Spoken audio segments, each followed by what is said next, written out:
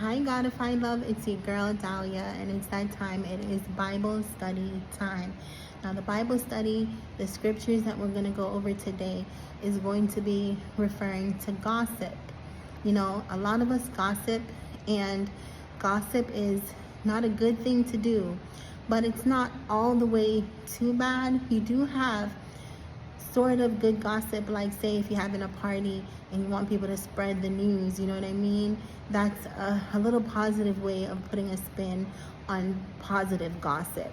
But the gossip that I'm talking about today in Bible study is in a spiritual context.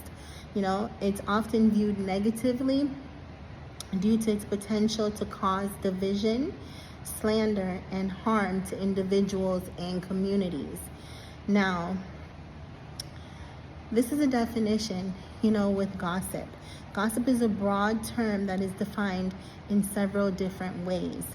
In general, gossip involves the creation and repetition of rumors regarding an individual who is not present to offer his or her perspective on the purported events under discussion. Generally, gossip has little or no basis in fact and is sometimes intended to convey a negative image of an individual. Okay? Now, the Bible detests gossip. God detests gossip. He hates it, especially when it is pertaining to making someone look bad or using something that happened in someone's life as a tool to slander them. God doesn't like it when you think that you are above all and you're perfect in all of your ways and no one is like you and everything that everybody does, is because they did something wrong. They're written off. You know what I mean? If that was the case, none of us would be here, because in general, everybody lies every day. If you say you don't, I don't know.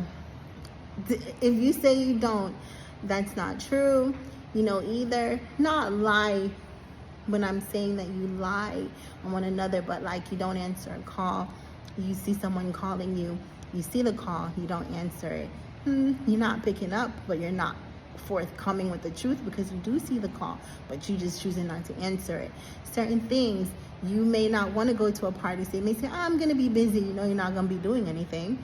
But you may say, I'm busy, because you don't want to hurt the person's feelings and tell them, look, I don't want to be there. That's not what I'm feeling. You don't want to go into depth. So you may say, I'm going to be busy. So what I mean is, no one in general is perfect. So you can't use people's downfall as gossip to spread around and make it even worse for the person, or even tear them down even more, because you're breaking down another person. And even though the person could have done or may have done wrong, they are going to pay their own repercussion and their cost with Christ and their way of getting, back on track and doing the right things.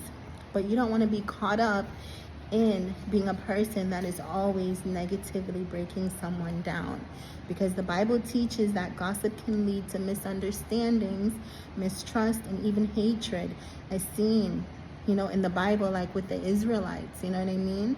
Gossip is also associated with slander and deceit, like emphasizing that it damages reputations and relationships. Ultimately, gossip is seen as a sinful behavior that undermines trust and unity within communities. As illustrated in the Bible, warnings against it.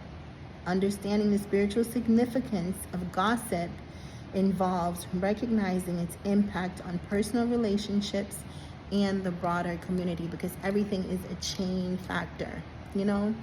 When you think you're tearing someone down, you're tearing your own self down, because God is watching and God is listening. And if you're going to do that, continuously, if that's something that you do all the time, you have to take a look at yourself. Why is it that you have to go around and gossip and talk about people, which sometimes you don't even know the full facts of things that is going on in people's life, but because you don't know, you're going to assume and everything according to what it is, you know. But today we learn that gossip never works out in the long run. It never does. And the scriptures that go with the Bible study discussion that we had today, I have our James 4 verse 11, which states, brothers and sisters, do not slander one another. Anyone who speaks against a brother or sister or judges them speaks against the law and judges it. Proverbs 18 verse 8, the words of a gossip are like choice morsels. They go down to the inmost parts. Wow, I think that's saying like they could sting, it could really hurt and destroy someone, you know. It could, and it destroys you, the person that's doing it. Proverbs 20 verse 19, a gossip betrays a confidence, so avoid anyone who talks too much. Yeah, that's a good one. You know what I mean? Wow. Those are some good scriptures to think about and, you know, to let sit in you. And if you're a person that likes to go around and slander other people based on their mishaps, or just slander people period, because you have a jealous, hateful heart, you know, listen, pray about why you feel you have the need you have to do this, you know. And if you're proving a point, maybe ask God, how can you prove your point in a way that's not going to come across as slandering others, because that's not the character you want to portray, you know. You want to try to be as well, you know, balanced with your opinions on matters as you want to with your actions and how you go about speaking on your opinions. Okay, so I hope that this was a good Bible study. I don't know, it just came into my spirit like gossip, you know what I mean? Like maybe we should have a discussion about it. Tell me what you think about today's Bible study, and if you agree, and give me some scriptures too that, you know, tells us more about, you know, what gossip can do to a person, you know, and to a family, and to people, you know, to others. So have an amazing day today, Godified love. Just know that God loves you so, so, so much, and that I love you. And remember, watch people that talk too much. Have a great day.